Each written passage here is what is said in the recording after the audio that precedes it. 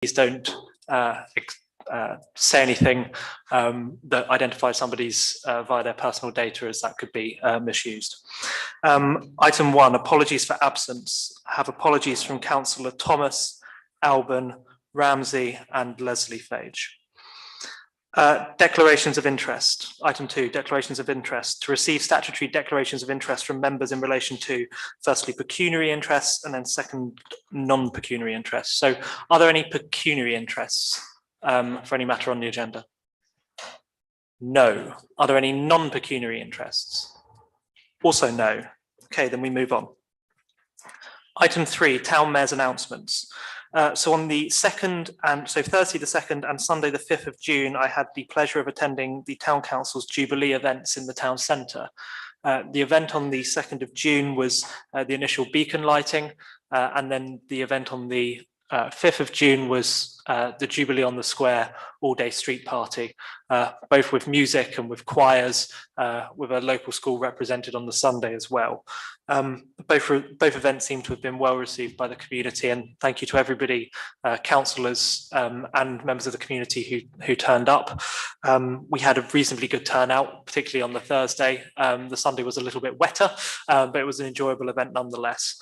I'd also like to formally thank all of the staff who helped in their preparation for the event, particularly the Head of Governance and Strategic Partnerships and the Place Shaping Manager, who were very involved, along with all the admin team and the Public Realm team who were there over the course of the 2 days. On the 11th of June, so last Saturday, I attended alongside Councillor Mark Foster the opening of Hobbycraft on the retail park. They are employing 14 people in Biggleswade, a new team, and I think we can probably welcome the investment that they're looking to put into our town and the choice that it gives our residents and others. Item 4, public open session, to adjourn for a period of up to 15 minutes to allow members of the public to put questions or to address the council through the chairman pertaining to matters specifically on this agenda. So each speaker will be allowed 1 3-minute slot. Is there anybody in the chamber who wishes to address the council? No. Is there anybody online who wishes to address the council? No. Okay, then we move on. Item 5, invited speaker. We don't have an invited speaker this week. Item 6, members' questions. Do any members have any questions about anything? Nothing, no questions. Good, we're all clear on everything. Wonderful. Item 7, minutes and recommendations of meetings. So the minutes of the Town Council meeting held on Tuesday the 24th of May at the offices of the Town Council. So I'm going to go through these first of all for accuracy then, please. So we are on page 6 of our pack. So are there any accuracy issues on page 6? No. Page 7. Duncan, sorry, Councillor Strawn. Yes, Mr. Mayor. Item 24.4, Bedfordshire Scouts AGM. Was it really held in Boreham or was it in Bromham? It was held in Bromham. It was held in Bromham, wasn't it, Councillor Pullinger? Yes, it was held in Bromham. It was. Yes, it was. Okay, it was held in Bromham. So thank you. Thank you. Didn't spot that when I looked through these. Thank you, Councillor Strawn. Anything else on page 7? No. Page 8. Councillor Foster. Yeah, the question, first paragraph, first page, and occupied. Is it an occupied necessary? It'd be good to have both flags flown and occupied. I don't know how one occupies a flag. I think we could probably strike those 2 last words from that member's question. Okay, anything else on page 8? No. Page 9, Councillor Foster. Second paragraph down, adopt the financial regulations as a word. Yep. Subject to these amendments being made, it was resolved that the Town Council adopt the financial regulations, strike the word were. No, that's correct. Anything else on page 9, Councillor Russell? Right at the bottom of the page, it was resolved that the choice of signatories be deferred to a future Town Council meeting. Full stop. The whole thing was deferred, so remove, and that refresher training will be provided to signatories. I think that's right. It wasn't part of the proposal. Councillor Knight's nodding and it was his proposal. Yeah. So we strike that as well, please, on page 9. Anything else on page 9? No. Okay, page 10. Councillor Russell? I think the item, it's the third paragraph from the bottom, it was resolved that the town council write to highways to advise them that proposed finger posts are not necessary and should not be included in the diversion plan. I don't think that's right. We said that we did not want the diversion to go through. We were happy with the path going across the football pitch. And we said we didn't think finger posts were necessary. It's really up to them. If the officers have got a policy of putting in finger posts, they'll put in finger posts. But the thing was, it's really, this should not be included in the diversion plan, because that's not, it was nothing to do with finger posts in the diversion plan. It was whether we wanted the diversion to go ahead, and we said it was not worth it. Right. Okay, so let's just correct that then if we have responded to central bed, so we can correct this minute to say that we resolved that the diversion wasn't needed and that we didn't need finger posts. Yes. Yeah, so if we could just correct that with central beds, if there's still time. I presume they haven't begun executing on any decision yet. So thank you for that. We can correct that minute. Is there anything else on page 10? No. Page 11. Councillor Russell. Sorry to come in again. Lost child policy, the paragraph in the middle just above the resolution, requested that training for staff on DBS and safeguarding will be prioritised. You don't train staff on DBS, you put them through a DBS check. So that is wrong and needs to be reworded. Requested training for staff on safeguarding and the possibility of DBS checks or something like that. Thank you. No, that's a good point. Councillor Strawn. Yes, on the lost child policy, we've got it down as lost parents, adults and lost vulnerable people. In a couple of places, I thought it was still dealing with children, but the parents was elsewhere in the body of the document. So I think we're still, don't think it's actually a lost parents policy, because that could be quite alarming for a lot of people. Okay, I'm sure that's noted. Thank you. We can amend that wording. God forbid we lose any parents. Okay, that's page. Anything else on page 11? No. Page 12. Councillor Russell. I'm afraid that the paragraph on the neighbourhood plan doesn't quite make sense. So I would suggest removing that first sentence and putting in as a paragraph, and I've written it out because it's quite complicated. So Councillor Russell drew attention to two important points relating to the letter, which sets out why the neighbourhood plan had included certain policies. The examiner's rewording of paragraph 57 deletes the reference to landscape design and screening and implies that the issue is just about scale and building design. The landscaping is key with reference to the home farm development in the local plan. The neighbourhood plan wished to include strategic green spaces to prevent coalescence with Langford, Sandy and Sutton. The examiner's report deleted this section, even though the concept is within the local plan, but not for Biggleswade, as important countryside gaps. Finally, the letter before council is not the final version, and it should be noted that Bedfordshire FA has described Biggleswade as having the worst football provision in the county, according to population size and demand, not the worst in the country. I'm sorry that that's rather long, but that's, I think, what I was saying. And what's actually in that paragraph does not make correct sense in the planning terms. Okay, thank you. Are you comfortable handing that over to our staff so that they can Yes, of course. so that they can copy that, perhaps an electronic version, so that they can just copy it in, if that's all right? Thank you. Is there anything else on page 12? No. Page 13. Councillor Knight. Thank you. Number 37.1 CCTV. I think there'd be value in making this minute a bit more detailed.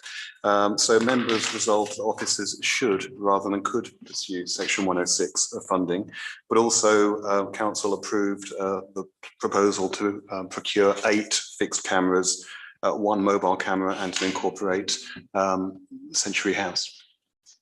Thank you. I'm sure that's been heard, and we can include that in the minutes. I hope that's in the plan. Councillor Pullinger. Similar comment on item 37.2. We actually resolved the specific equipment that officers would purchase and install. This implies it's a quite broad sort of permission rather than the quite specific resolution that we actually passed. Okay, that's fine. I mean, we're always careful with the way some of the exempt minutes are minuted, but I don't think that there's a problem with including some of the specifics there, given that we're going to go and make those purchases. So that's fine. Anything else on page 13? No. Page 14? No. Okay. So subject to those changes, are we comfortable that this is an accurate record? Move it. Thank you. Okay, matters arising then, please. So this is item 8A, minutes of the town council meeting again. So same set of minutes we're going through again now for matters arising. So I'm on page 6. Any matters arising on page 6? No. Any matters arising on page 7? Page 8, Councillor Strawn. Yes, Chairman, item 26, invited speakers. Could we perhaps say re-invite the police to attend? And hopefully they've explained, no doubt, other duties call, but if we could have them back, that'd be appreciated. Yeah, I'm sure that would be okay. But it's probably a good job the invited speaker didn't turn up because we had a very long meeting last time, but perhaps one of our shorter meetings in future. We look forward to hearing from PC Beer, who's a good friend of this council. Anything else on page 8, matters arising? No. Page 9, Councillor Pullinger. Yeah, could the clerk please advise on what progress has been made against item 30.2 in terms of setting up the new bank account, please? Peter? That item hasn't been progressed until we get a determination in regard to the amended authorised signatories. I'm waiting for that to be determined. Thank you. Anything else on page 9? No. Page 10? No matters arising. Page 11, Councillor Knight. Thank you. Item 30.9, street trading application. I just wondered if officers have had an opportunity to follow up with central beds on that yet, please. I'm trying to remember what one that was. That was just to understand the central beds, Yep. the Karim, do you want to street come? trading Please. policy. Thank you.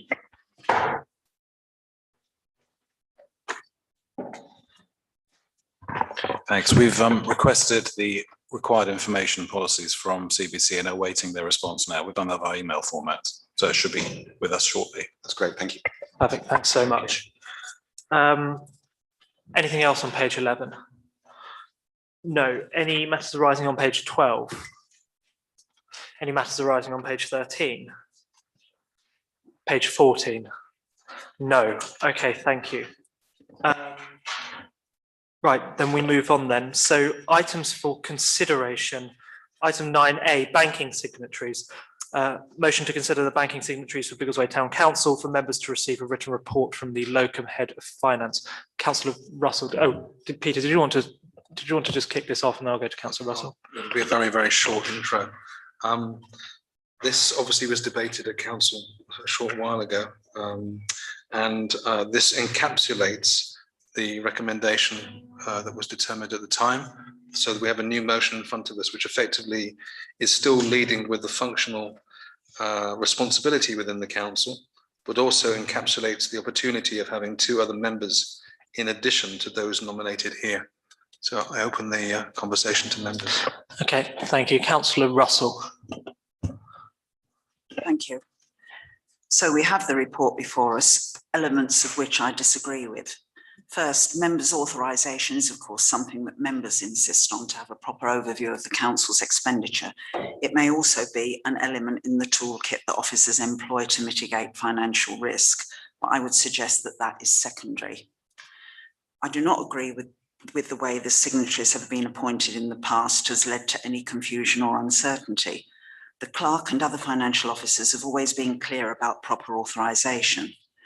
The problem with identifying signatories by their role within council is that roles do change fairly often and therefore signatories would change. Apart from extra administration in effecting the change, it would surely lead to more confusion. The recommendation in the report only nominates the clerk, who is also the responsible financial officer, as a signatory. I would say that that is unsafe and at least one further officer should be a signatory for times when the clerk is unavailable. Finally, as I remember saying at our last meeting, as a woman, I object to being referred to as a chair rather than chairman.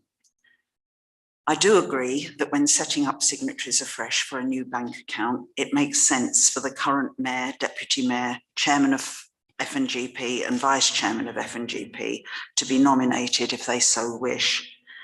However, 4 councillor signatories are not sufficient, given that currently 3 of those 4 posts are held by councillors who are in full-time employment and may not be available during the working week for any urgent payments. The 4th, the deputy mayor, does not wish to become a signatory for the new bank. It would therefore seem pertinent to nominate 3 other councillors, possibly from the existing signatories who are experienced in the role. With the move to a new bank, council has decided to move to mainly electronic payments. This requires a new process for authorisation, which was outlined verbally at the last council. It would be a good idea to have a guide for signatories so that potential signatories, including those based on current posts, understand the new process and the commitment involved before coming forward. The clerk agrees with this and will write such a guide. I would therefore like to propose that we defer the nomination of signatories until this guide has been produced and approved by council.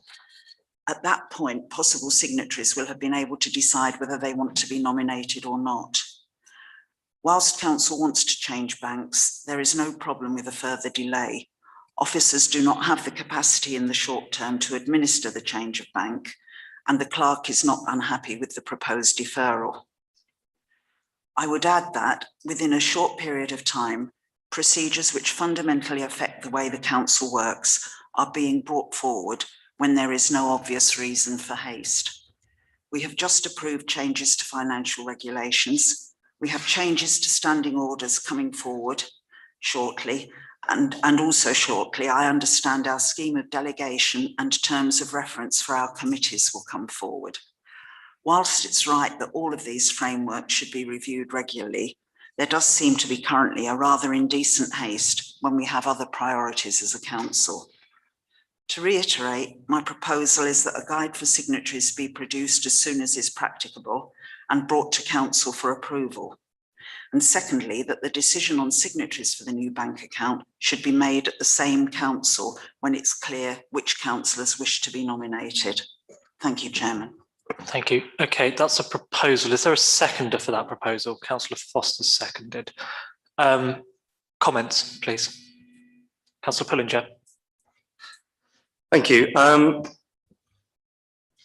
I don't support a further delay to appointing the signatories and coming up with a proposal for that. Council made a clear decision at the last meeting to change bank accounts, and that decision stands. So if we decide to defer this decision, then we need to go forward and set up that bank account with the existing signatories, or those that are willing to do so, because council has made that decision. And if a signatory is a signatory of council, they have a duty to act on behalf of council in fulfilling the decisions of council. But in terms of the items that Councillor Russell has raised, some of which I do agree with. I agree there needs to be an additional officer signatory included. I think it's rather presumptuous of Councillor Russell to say that because I work full time, I'm unable to come into the office if need be, or to particularly approve things online. I work in Biggleswade. I work from home. I have very flexible times. Yes, I'm going to be in India next week, but I also, other members who are existing signatories go on holidays and are unavailable for certain periods. So I don't think that's really a very relevant point. The reason why we are moving forward with changing bank account, the reason why we are moving forward with this, the reason why there are lots of things we need to do in terms of our financial governance is because of the findings of the finance review that we as a council accepted unanimously. we accepted that we have significant deficiencies in the way we operate our finances or have operated our finances in the past. We've improved already quite significantly in that, but there are very clear actions that we still need to take in order to be in full control and appropriate control of our finances going forward. And this is just one part of the actions that enable a number of other things to happen to make sure that we have the best view of our finances as members and can really move forward in a fully compliant way in the future. So I'm going to be voting against deferring this decision.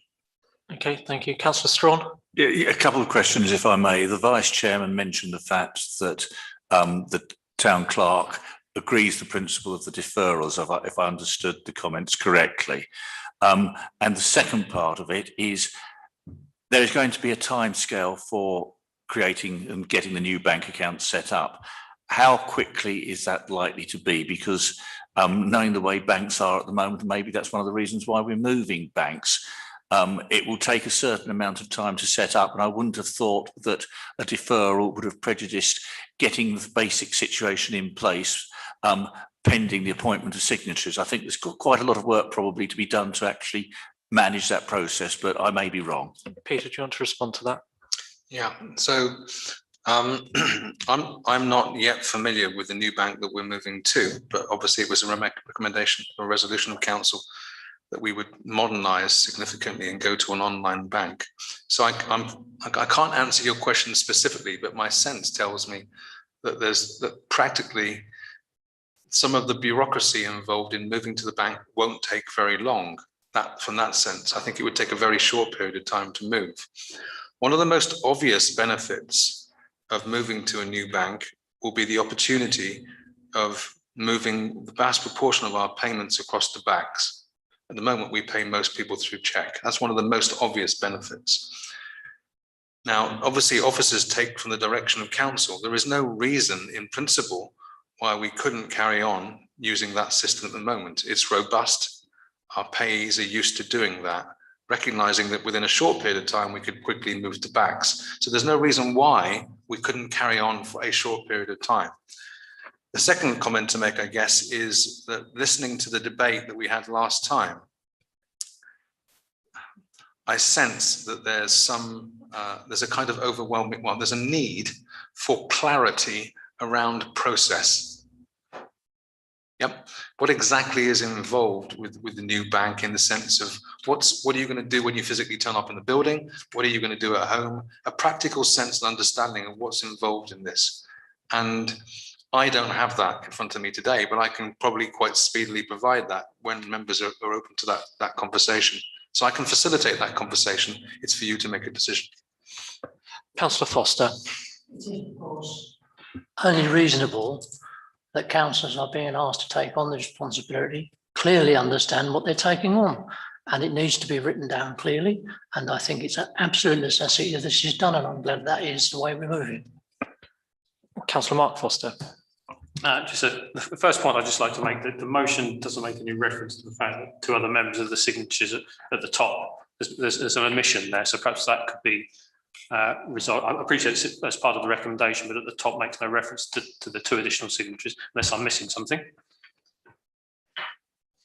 Okay. So, sorry, carry on. Yeah. So there's that. In terms of, I agree with Councillor Pullinger. In terms of a councillor's employment status, is irrelevant when it's up to the individual councillor to be able to make themselves available if required. But I understand Councillor Russell's concern, but it shouldn't be something that's addressed here.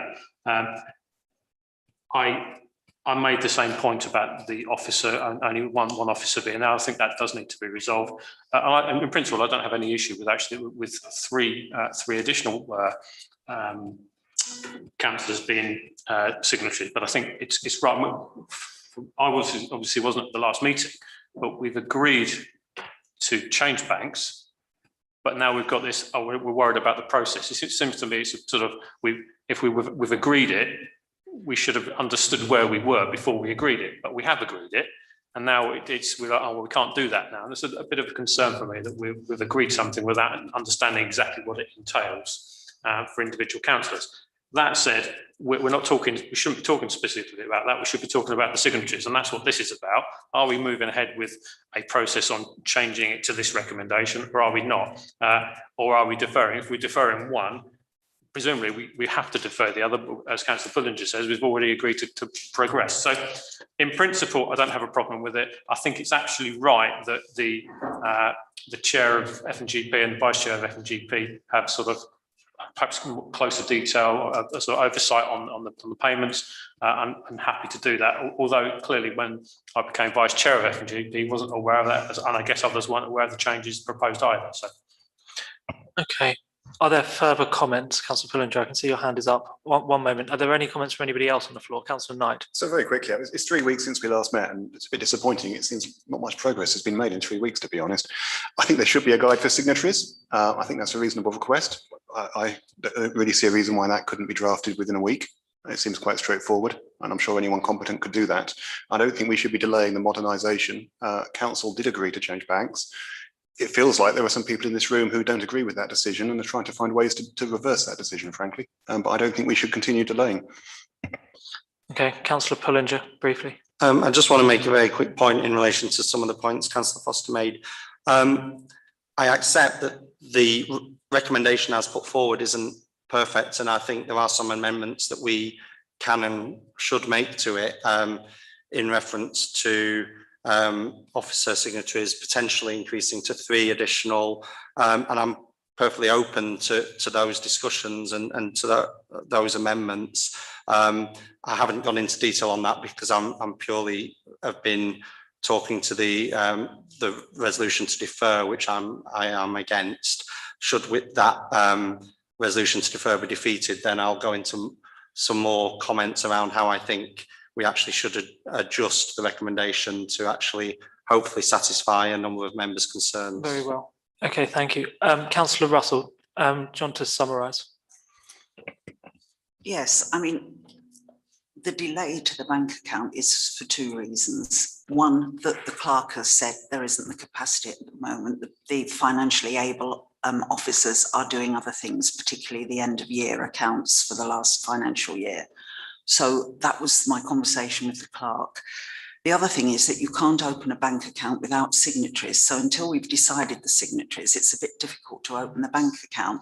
And the assumption that the existing signatories would be prepared to transfer and at the same time transfer to electronic banking, which is a different process, is what the key issue is. And from conversations with fellow signatories, because I am a current signatory, but there are at least 2 of them who aren't happy to put their names forward for the new bank account until they know what they're putting themselves forward for. So the delay is because we haven't got the signatories. So we are moving to Unity Trust Bank. That is the decision of council. The next decision is who are going to be the signatories, and delaying another 2 or 3 weeks so that, I mean, it was a throwaway comment that it's very easy to write a guide for signatories. The clerk has said he doesn't know what the process is at the moment, so he's got to find that out and do it. But if he can do that for the next council meeting, then we can decide the signatories at the next council meeting, because everybody will know, if they are nominated, what they're putting themselves forward for. Thank you. Okay, I think that's plenty of debate. We're going to move to a vote then. So the proposal is to delay until we have a guide for signatories, and then we revisit this so that those who could become signatories are able to see that guide prior to putting themselves forward. Am I summarising that fairly? And just to add that the decision on signatories should be made at the same meeting that the approval of the guide for signatories is put forward. Thank you. Okay, so that's a proposal. I trust we're clear on that. So all those in favour of the proposal, please show.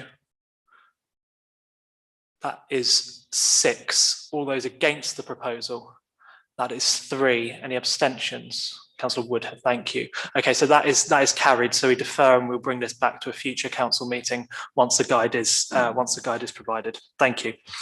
Item 9B, standing orders for members to receive a written report from the Town Clerk and Chief Executive. So we are not considering the standing orders in the sense that they are not for approval this evening. If we wish to note them, we note them, but we can still make comment. Councillor Foster.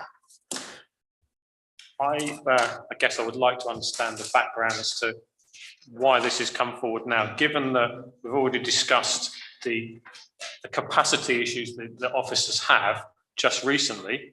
How is it, or why is it that these are so urgent, important, they've got to be dealt with at this stage?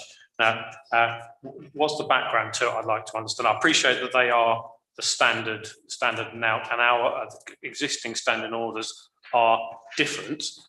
But I can't help thinking that we're creating additional work at this stage when we've made recent amendments to our standing orders to allow us to remain seated. But the current now guidance says that we remain standing. So already we're going to be making a change to the recommender, and it's the work that's going to go into changing our recommendations in regard, or the fact we've changed what we've got seems to be not necessarily timely. So I'd like to understand the reason for it's being brought to this now, and for us to discuss it in shortly. In a moment.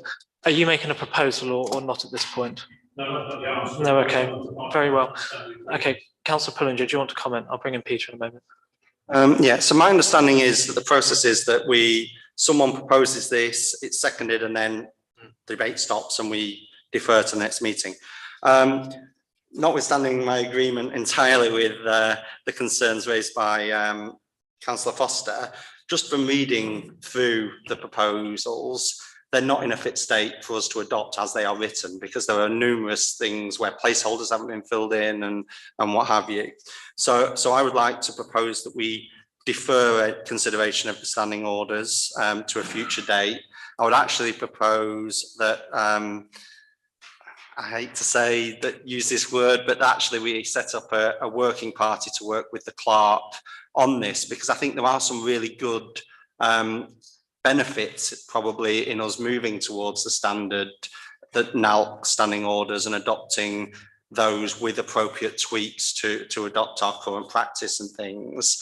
But it needs some actual proper effort and consideration to do that properly, not in the way that this has been brought to us. Okay, so hold on. So the proposal is to defer and set up a working group.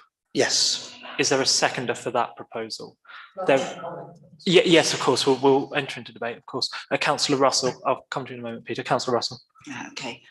I wouldn't want to see a working group as such. I'm very happy to defer, but when we've been making changes to standing orders in the past, particularly substantial changes, we've had an informal meeting of councillors so that we all understand what it is we're making changes, because this is vital to the way the council operates. So I would hope that Councillor Pullinger might accept that we have an informal meeting, and if necessary after that, there could be a small group that dealt with the detail. I don't know what would come out of an informal meeting. Sorry, hold on a second. Yes, okay. Councillor Russell's proposed an amendment. Yes. Go on. Can I say slightly reverse that? So a working group to work through the detail, and then have an informal meeting with members to make, to then, prior to it coming formally to council. I think there's so much work that needs doing to these, I think, before it gets to that stage of everyone inputting to it,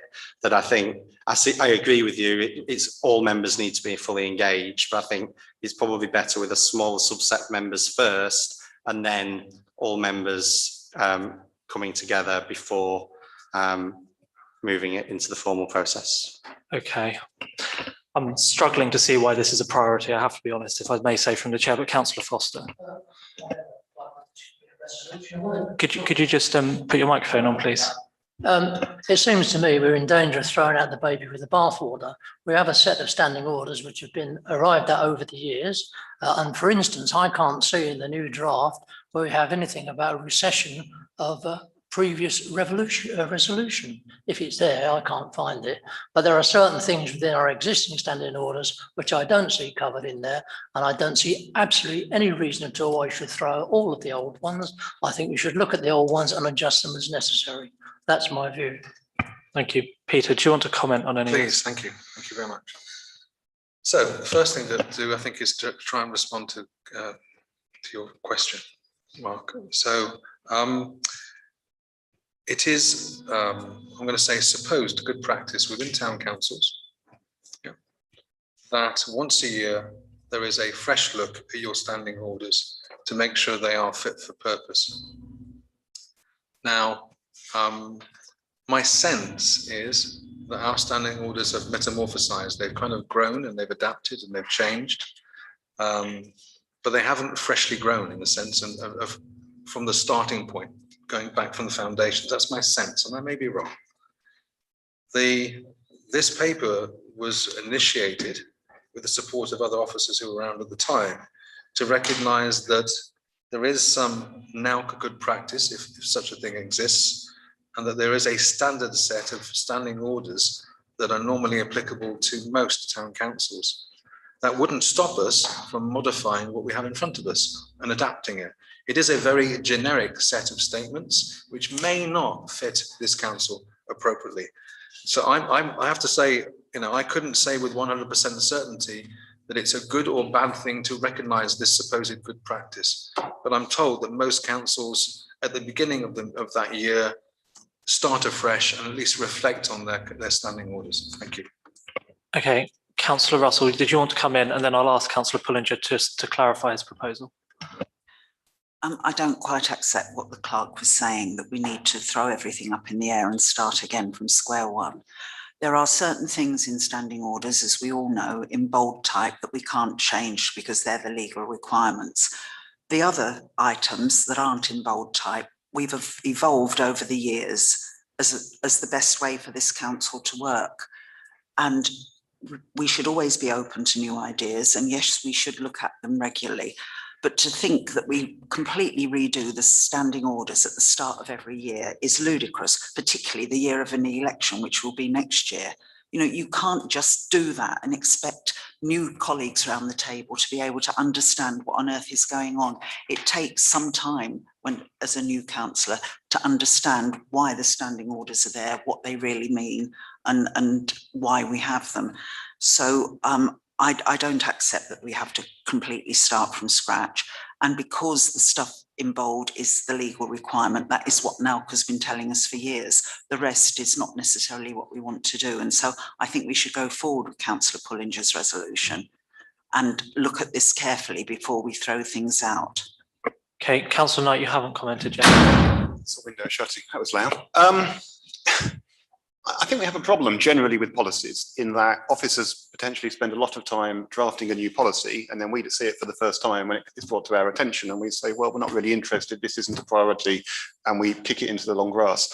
Rather than wasting officer time preparing policies or revisions to policies or reviewing them annually, I suggest as a council we actually discuss those policies and the schedule for when they're reviewed, and then we can help to prioritise officer work so you're not wasting time doing things that frankly there's a risk council will throw out.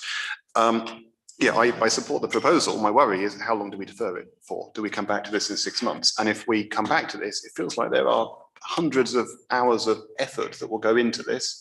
I would be much more comfortable taking our existing standing orders and saying, well, are there specific changes we should make to those with red lines, and then potentially integrating those than replacing the standing orders in their entirety, which this proposal is. So I really don't want to see it come back to council in the current form at all. No, okay, we're going to move to a vote on this, I think, please, because we've spent quite a bit of time. Yeah, if you could briefly summarise the proposal, please, and then we'll go to a vote. I will do.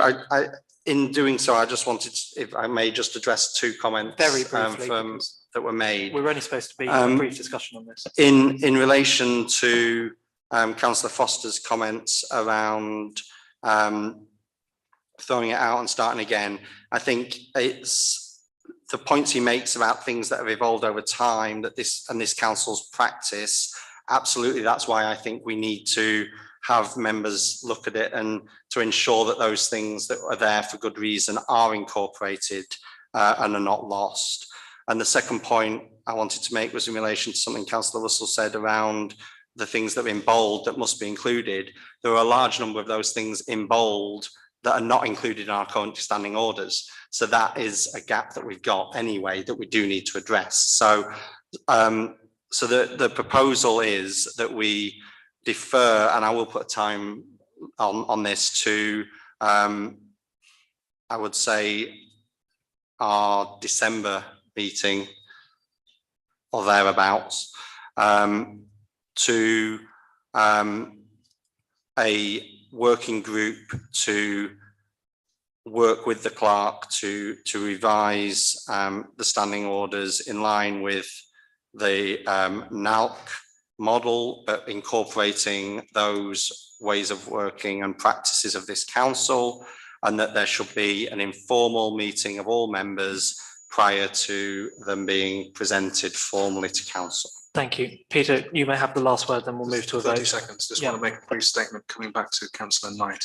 I just wanted to make it absolutely clear that my ways of working are consistent with your expectations, and that is, and I hope we had that informal discussion recently, draft documents should, unless absolutely against that, should always come to members in draft form for a conversation so that we actually jointly work and are collegiate in our approach. Thank you. Okay, are we clear on the proposal? All those in favour of Councillor Pullinger's proposal, please show. That is carried. Well, any against? Okay, that is carried. Right, thank you. So we will bring this back via a working group in due course to a December, in time for a meeting in December. Happy Christmas, everybody. That'll be fun. Item 9C, flag flying policy. Motion to approve the flag flying policy as per the 17th of May Town Centre Management Committee meeting. In a moment, I will come to you, Councillor Pullinger. Just to be clear, and I want to make this clear from the chair, in future committees propose, they recommend policy to council. It is not policy until it's adopted by council. I suspect no harm is done in this case, in that parts of this policy have started to be implemented before it's adopted by council. I suspect this policy is relatively uncontentious, but for future reference, we don't implement policy until it's approved by council. That is not a dig at anybody. That's just a statement of fact and an important thing about how we work, I think, for future. Karim, did you want to present this? Thanks very much, Mr. Chairman. So, Mr. Mayor, indeed. So the flag flying policy, which is before members, there have been two changes made essentially, which follow on from the comments made at the TCM committee on the 17th of May, I think it was.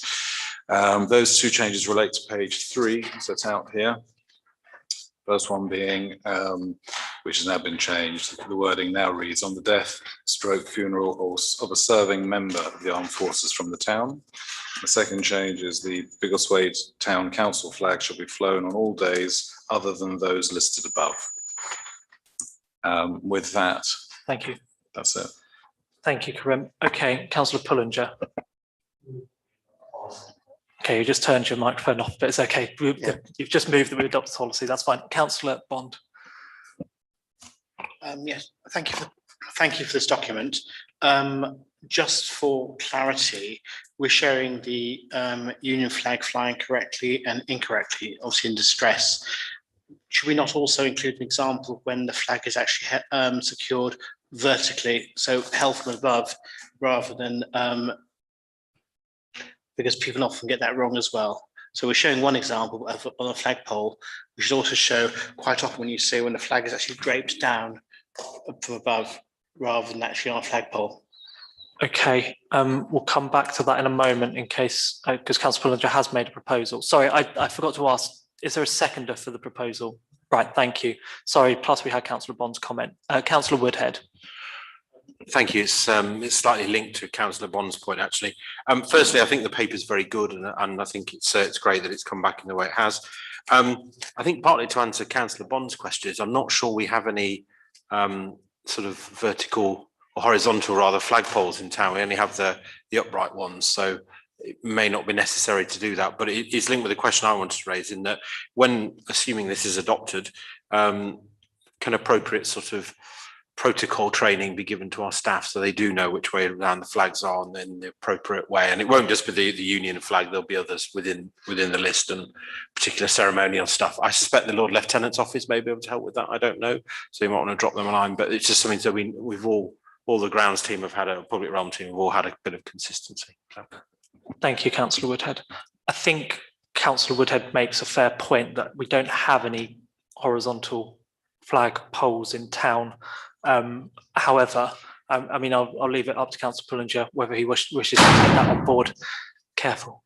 Councillor Foster. I guess my comments really are going to be in relation to the implementation. Given that we had perhaps there's a misinterpretation of the policy or an oversight in terms of dates, etc. How the office is going to make sure that we've got something in place to make sure that we deliver on St George's Day when the dates are, so that the flag, there's a reminder, there's something in place to make sure that we adhere to the policy. I guess perhaps I should leave. That's my thought process. It's an officer requirement, I guess. I shouldn't be asking Peter how you're going to do this, but I'm just curious to make sure that we've got something in place to make sure that we follow the policy. I think that's recognised. Briefly, Karim, yes. Thank you, Mr. Mayor. So in answer to Councillor Foster's question, I mean, we and has been suggested by Councillor Wood, I mean, we would be looking to do some training for a suitable number of officers, and indeed putting the assuming it's approved policy up on the walls of our various buildings, essentially, to make sure that can be done, and it's a heads up, if you like, for that. Peter? Just to be clearer, just to say that there will be a process that sits behind the policy that will need to be adhered to by officers, and suitable training will be given. Yeah. Thank you. Councillor Bond, did you wish to come back? Considering we're working on this policy once, for the sake of two examples, we could make sure it was complete, because in the event we actually are flying the Union flag from lampposts or whatever, it will be flown in that orientation. Just for the sake of adding two photographs, it will show how, so we won't have to review this again. So Councillor Pullinger's made the proposal. Do you wish to take on board what Councillor Bond has said, or does your proposal remain as is? I'm really not overly concerned about accepting them. I don't think it's relevant at all, because we don't have any flagpoles there, and I don't foresee the circumstances where in line with this policy we are going to be flying flags in that way. What I think would actually be more relevant is to actually include flagpoles on the diagrams that in this policy itself, because actually if the flagpole is on the right hand side, then they're the wrong way around in terms of what's correct and incorrect. So really, if anything, we should have a flagpole on the left hand side of each of the flags in the proposed policy. I mean, if Councillor Bond is really that concerned, I'm happy to put them in there, but I don't think we really need them. Councillor Foster? I'd like to support Councillor Bond's suggestion. I think it makes the whole thing complete. I think we should go with that. Okay. Can you feel the mood of the room, Councillor Pullinger? Are you comfortable with those extra? I said I'll accept it. Thank you. Okay. I presume is the seconder comfortable with that? Reluctantly. Okay. Well, maybe that will inspire us to get some horizontal flagpoles in other parts of town. I know these are the big issues that matter to our residents, but hopefully we can get these flags sorted. So we have a proposal. The proposal is the policy as laid out with a diagram to include horizontal flags as well, and we'll double check that that's done correctly. So if we're comfortable with the proposal, all those in favour, please. Thank you. That's everybody. Can we just make sure we've got on the left or right?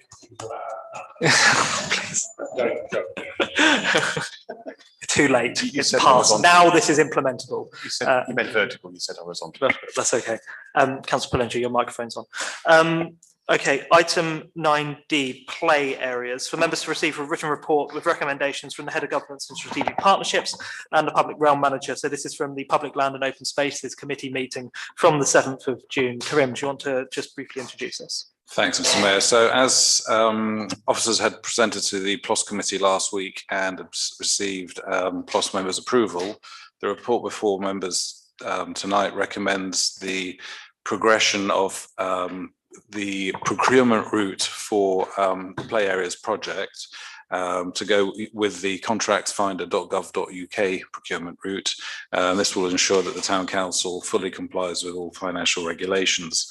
In part, this route has progress having exhausted and over the last several months, and as we discussed again with PLOS committee members last week, the various challenges that were faced by sourcing and engaging with local suppliers, which due to a number of reasons, including logistical shortages, the pandemic, suppliers having full order books, or some even suggesting that it would be too much effort in providing effective design solutions for our request, have to date generated about 1.5 suppliers interested in the project and quoted us as well.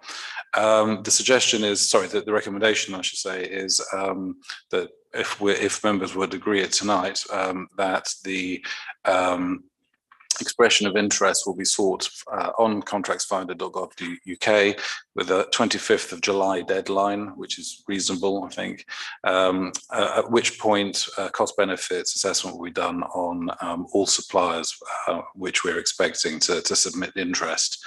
In the very unlikely, I stress unlikely, scenario where the recommended route were not to be successful, then the recommendation would then be that we go to a full-scale Crown commercial service route using the 2 specific frameworks that they have on there for generalist construction suppliers. Thank you. Thank you, Karim. Yeah, so this is basically a very complex, large tender process, and this is trying to find ways to help meet our obligations in terms of the number of quotes that we need to be getting. Councillor North, did you want to comment on this? With your microphone on, please. Sorry. Just a comment. It's to do with the process of getting quotes. It's not really to do with renovating the play areas. It's to do with the process of getting the quotations. And Karim has done a lot of work on this, trying to work out what is the best way of doing it and complying with financial regulations, which is why this proposal is being made. So I would propose that we accept the recommendations in the written report. Thank you. Is there a second to Councillor Russell? Okay, any comments? Any comments? No. Okay, we'll move to a vote then. So all those in favour of adopting the recommendations as laid out in the report, please show. That's unanimous. Thank you. We're good to go ahead. Thank you. Thank you. Chairman, if I could just say. Yes, Councillor Russell. We had a long discussion about this at PLOS, which is why I don't think there are any comments tonight. It's not that councillors haven't been interested and verified the process. And I think it would have been helpful if the recommendation had been clearer that it was a recommendation from PLOS. That's okay. Yeah, no, that's noted. Thank you. Yes, it was a very lengthy discussion about it, wasn't there? And a lot of due diligence there early on in the PLOS meeting. So thank you for that, and thank you for your work on this, Karim. Item 9E, East Anglian Air Ambulance, for members to consider the written report from the place shaping manager related to the attached letter requesting the Town Council to host a new clothing bank at the Dan Alban car park. Did you want to introduce this again, Karim? Thanks, Mr. Mayor. Just briefly, so the report recommends us adopting, if it's approved, a single clothing bank unit to be placed at the Dan Alban car park alongside the existing, I think it's 2 units that will complete. There's sufficient space for that clothing bank unit to be placed there. Officers had looked at also the Rose Lane car park, but although it's a large space overall, the actual existing unit. Banks units, if you like, there for recycling, there wouldn't necessarily be sufficient space if we added an extra one there. Okay, so the recommendation is to consider whether we house it in Dan Alban car park rather than Rose Lane, and that would be there for the East Anglian Air Ambulance Service. Any comments, Councillor Russell? I'd like to move the motion as proposed. Okay, thank you, and that's seconded. Any comments from councillors? No. Okay, so there's a recommendation that we accept this as set out. All those in favour of that proposal? That's everybody. Thank you very much. Item 10, the accounts, financial administration, for members to receive the following financial information for consideration. That's a detailed balance sheet, summary income expenditure by committee, detailed income and expenditure by committee, and Lloyds Bank payment. Councillor Pullinger, did you wish to introduce this? Move it as written. Thank you. Is that seconded? Thank you. Any comments from anybody? No. All those in favour of adopting the accounts as they're set out? Thank you. Item 11, planning applications. we have several planning applications this week. So item 11, are we on 11? Yes, we are. Item 11A, 9 Daring Corner, loft conversion with 2 front dormers, 1 dormer to the rear and roof lights. Any comments? None subject to neighbours? Thank you. 135 London Road, single storey rear extension, garage conversion with front bay window. Any comments? None subject to neighbours? Okay, we'll keep going through. Units 1, so item 9C, sorry, 11C, units 1 and 4 Eldon Way, replace roofs and increased all pitched roof heights, replace cladding on first floor rear elevation, ground floor rear gable elevation, and some other bits and pieces. Any comments on this? Move, no objection. Okay. Item 11D, 17 Banks Road, creation of a new vehicular access to the rear of the dwelling and new carport. It looks like, I think we saw this a few months ago. It looks like they've withdrawn it and resubmitted it. I'm not quite sure where that is. Are there any comments on this? Councillor Frank Foster? No objection. Subject to neighbours, presumably. Yeah. Any further comments on this? I'll be honest, I have a bit of a concern with this. I mean, the application is to provide access to the rear of the property via another road. And perhaps I'm clear, I had a look at this and it wasn't clear the benefit. I'm obviously clear of the benefit to the residents, but I'm not sure whether it's appropriate to have access to a property from another road.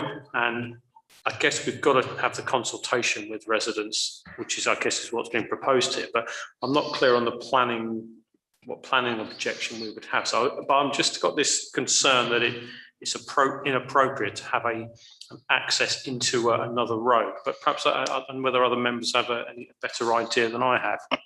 If I might just say from the chair, I'll come to you in a second, Councillor Foster. I remember this. I think last time we asked for no objection, subject to neighbours, but considering extensive consultation with residents in Newtown Court. If I'm not mistaken, this does lose a parking space as far as I can tell, because the access would go through where a car would otherwise be parked. It's a little bit dubious. It looks like on Google Maps there is a car parked there. I went round there the other day and there isn't, but sorry to influence from the chair. Councillor Frank Foster, sorry. I don't think it's unknown to access a property from another road. In fact, at the end of Wilshire's Road, where I happen to live, people access garages in St John Street from Wilshire's Road. Councillor Strawn may well remember this because he was one of those that lived there when this happened. Should have declared an interest, Councillor Strawn. Councillor Strawn. Fortunately, I've no longer got an interest in Wilshire's Road. My observation is that this is probably improving the parking and traffic in Banks Road. And to my mind, it makes perfect sense to get a car off the road rather than trying to have what is quite a narrow road anyway. Hopefully that will mean that it improves the access in Banks Road rather than having too many vehicles parked on it. So it seems to me to make perfect sense. Okay. Councillor North. Well, I would just like to say that many years ago, I owned a house in that wonderful metropolis of Scunthorpe in Lincolnshire. It was situated on a corner, and the access to my garage in the back of the house was from a different road, from the road upon which it was fronting. So just to answer Councillor Foster's point. If I might respond. Yeah, please. Councillor Foster will be aware that I'm aware of Wilshire's Road, given I used to live there. I'm aware of the issue. I just have a view that in Newtown Court, I would be concerned as a resident of Newtown Court and access coming into my from my road into another road, and I'm not in support of that. I'm not in support of it in Wilshire's Road or in that, for that matter, in Scunthorpe. So I should be objecting to this.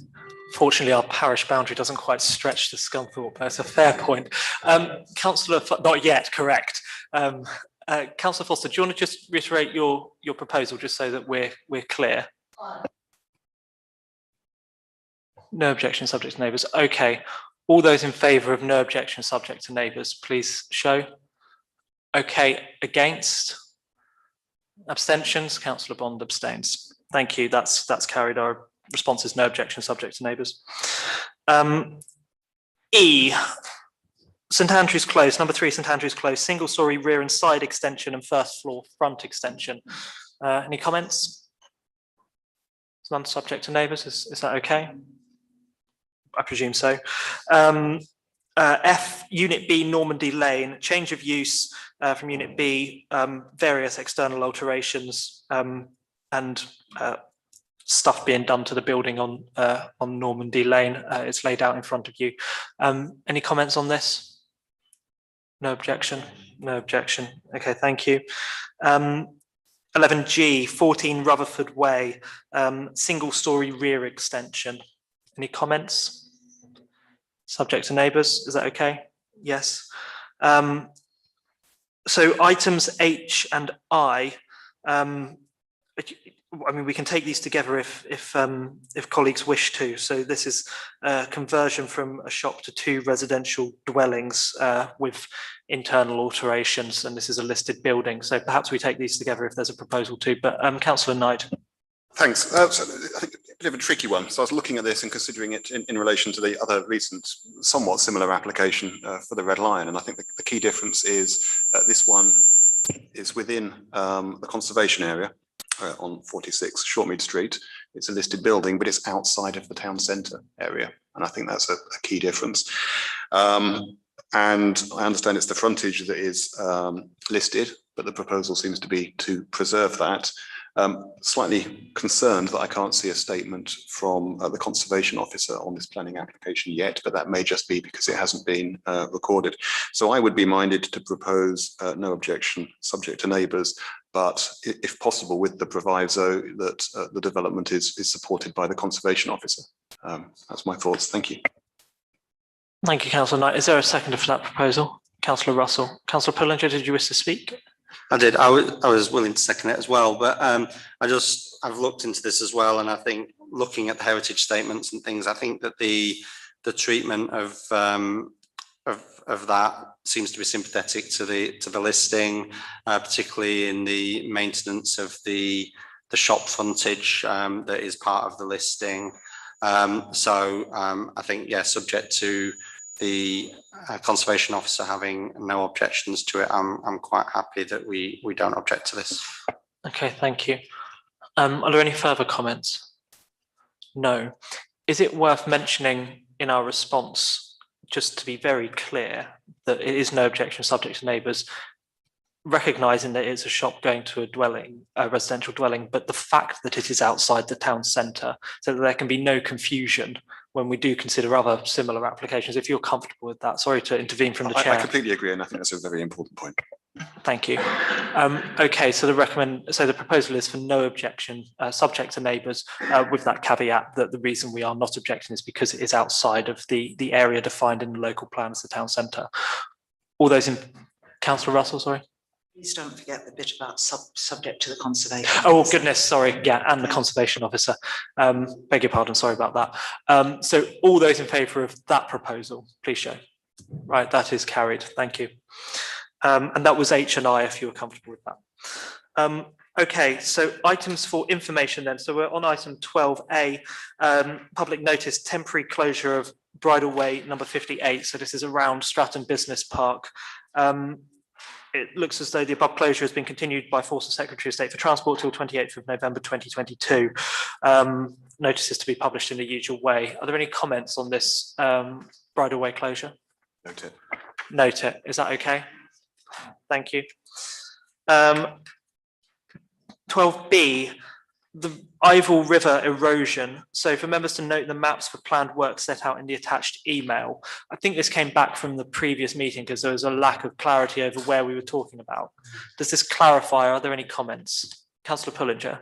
So I think we note it and actually welcome the upgrades that are being made. I think just to the point in the email, it would be good to know what the programme of works are once they are available so that we know when the work's going to take place.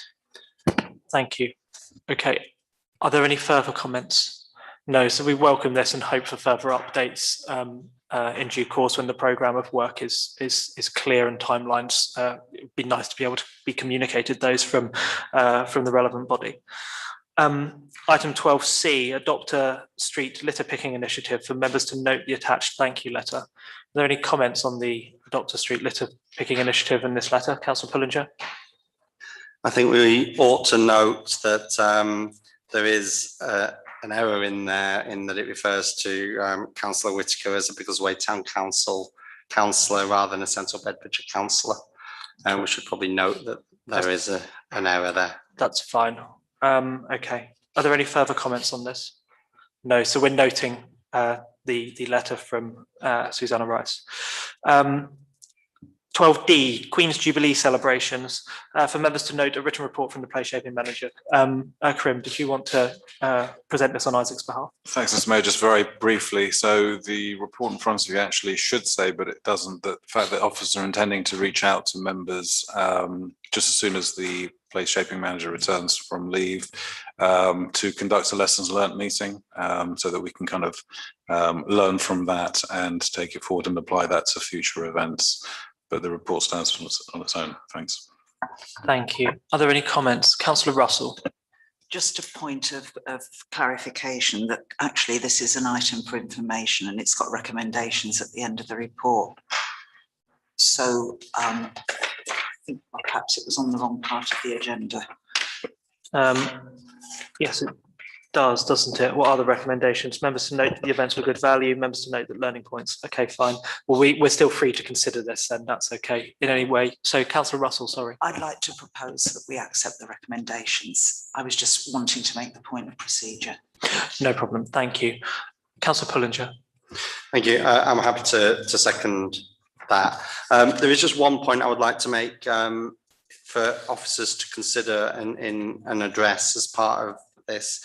So the report refers to the plan to seek a license, premises license for the square, but I noticed that it actually then goes on to say in respect of the provision of alcohol that we would do that through temporary event notices.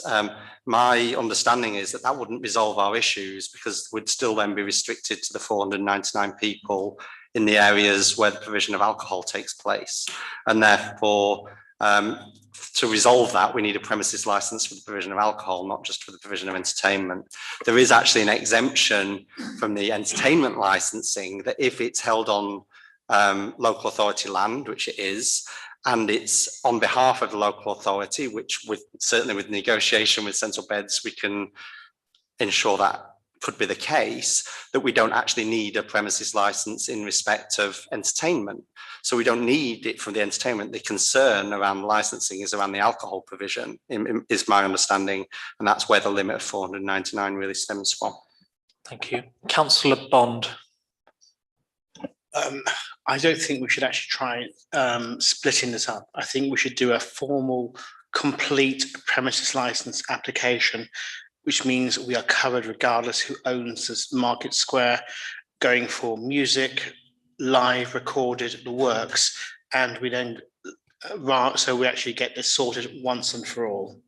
I don't think we really want to have a situation of not having a complete premises license again. Thank you. Councillor Russell. I think this is that we should accept the recommendation and that these kind of details are for the wash-up meeting, when we can look at things in detail. I mean, it's valid points that colleagues are making, but I don't think it's relevant for tonight and accepting these recommendations. Okay, thank you. Councillor Strawn, did you want to comment? No, you're okay. I think we can at least minute what Councillor Pullinger has said. Councillor Bond has reiterated that, and we know that there is an urgency over the premises license. So if we could just please minute that, but the recommendations have been moved, and we will have this wash-up meeting, I hope, as soon as the place shaping manager is back from annual leave, and we can progress, particularly that premises license at pace. So we have a proposal to accept the recommendations. Are there any further comments? Right, all those in favour of accepting the recommendation that we as laid out, thank you, that's carried. Item 12F, the Garden Communities Project Board. For members to note a report that went to the last Garden Communities Project Board.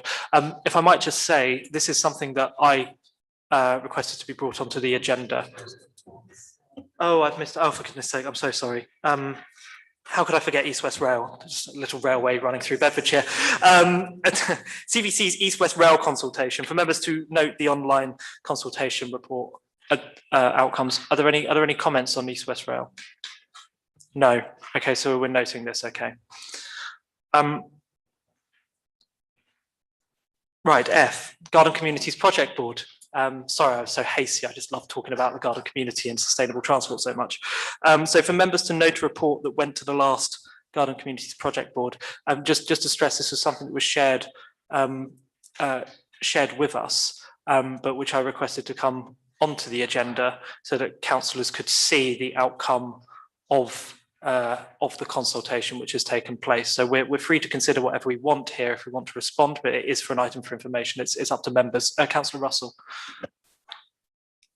Yes, the report notes the results of this consultation, and it's prompted me to have two separate thoughts. First of all, many colleagues were unable to attend the consultation because of the short notice given, and especially with the drop-in session being on a working day. We've now been invited to a meeting with Planning and Highways officers on the 22nd of June. I'm able to attend. If any colleagues can't attend, it would be good to have their views to feed in either now or by email before the 22nd of June. And my other thought was that it's regarding the project board in general. This is comprised of officers with no members invited. The town clerk is our representative, but with so much else on our agenda, he's not always been able to attend. I think this is absolutely vital for our town. If we're not careful, we'll have a sustainable transport corridor imposed that we're not completely happy with. So I'd like to ask that the place shaping manager should also attend with the town clerk, so that the town council is always represented at project board meetings, at least to bring information forward to council. Thank you. Okay, so that's a proposal. I'll bring you in a moment, Peter. Is there a seconder for that proposal? Councillor North has seconded it. Thank you. Okay, Peter, did you want to briefly comment? Only one observation. When I'm unable to attend, our head of governance and strategic partnerships is the deputy and attends in my part. So I don't know whether, bearing in mind the importance of this discussion, whether perhaps a more senior officer might be present. Councillor Russell? I wasn't aware of that, but we haven't had regular reports back to council, and I think we now need regular reports from meetings of the Garden Communities Project Board. It's not been obvious to me that our views have been represented. I'm quite happy if it's Mr. Hussain rather than Mr. Lord, but it is very much place shaping, which is why I recommended Mr. Lord. Okay, thank you. So we have the proposal which has been seconded. Did you want to come back on that, or is that okay, Peter? Perhaps if members are happy and Councillor Russell's happy, maybe they could use it at my discretion, whether either officer can attend. Yeah. Okay, I think the key thing that, I'll come to you in a second, Councillor Strawn. I think the key thing is that there is representation from this council, because I understand that when the project board started, and we're going back some time now to early discussions around the Housing Infrastructure Fund, for example, which predates your time with us, Peter. You know, there wasn't always the availability, and I know COVID got in the way, etc. So now that these meetings are starting up again, I think what Councillor Russell's trying to get at is the importance of attendance. So, Councillor Russell, did you just want to comment? And I'll come to Councillor Strawn and Councillor Foster. Well, it's just that if you look at one of the slides that's in the pack, there's a lot of money being given to central beds now. And I think it really is important that we have a say going forward. Now, the discussion at the project board last time, it says, was options for further projects or studies to be taken forward. So it's not clear to me that the planning and highways officers who are running the project board, particularly I think it's the head of strategic planning, are really cognizant of what they want to do with this government money coming forward. And we need to make sure it's spent properly on ways that are going to benefit Biggleswade. So that's why I'm so adamant that we should be represented. And as I said, I'm quite happy if it's Mr. Hosseini. At the discretion of the clerk, whether it's Mr. Hosseini or Mr. Lord, okay, as long as somebody is there at the board and reports back to the town council. And I'd just like to say, remind everybody of being open to comments about the particular issue of the sustainable transport corridor. Thank you. Okay, did Councillor Foster, you were indicating? Yeah, I think it's quite right. The Councillor Russ pointed out that the walking tour of the proposed routes, at risk of saying, sorry, I can't attend because I'm at work, in relation to previous comments. I think it's quite right that I think as many people as possible are able to attend that, albeit the routes were published to us, although it appears not to be within this pack unless I'm missing something. So I think it's useful to actually see the routes on the ground anyway, and the potential issues that might be in place. So if there are people that are able to, I would do what I can, but I can't commit at the moment. But I think obviously it sounds like it's a 4 hours walk around the town. It might be suitable for some members and not others. So, but well worth it, I think, if we're able to. But this pack doesn't seem to show that. Thank you, Councillor Foster. Councillor Strawn, did you wish to? That's it. Okay, thank you. Are there any further comments? No. So the proposal is twofold. So it's asking colleagues to come back. Is it to yourself, Councillor Russell, with comments about the routes and any thoughts they have about any particular route, or Simply offering to be a conduit if people can't take part on this 22nd of July. Thank you. Okay, so it's important that people try to attend it. If they can't, Councillor Russell's happy to be a conduit, but also the proposal that, yes, it's at the clerk's discretion who's attends, but we need an officer at the project board at every meeting and then reporting back to council now that these meetings are up and running again. Is that a fair summary of your proposal? Thank you. That has been seconded. So all those in favour of that proposal, please show. Thank you. That's carried. We move then into public open session, item 13, to adjourn for a period of up to 15 minutes to allow members of the public to put questions to the council. And this is about any matter that the town council covers. So it doesn't just have to be things on this agenda. Each speaker will have 1 3-minute slot. Does anybody in the room wish to address the council? No. Does anybody online wish to address the council? No. We are let off lightly. Thank you. Item 14, exempt items. So we have 2 exempt items that we need to consider. So it's moved that it's advisable that the public and the press are excluded whilst the following items are discussed. Is somebody comfortable moving that we go into exempt session? Thank you. Any dissent? No. Then the first part of the meeting is closed. Thank you very much, everyone.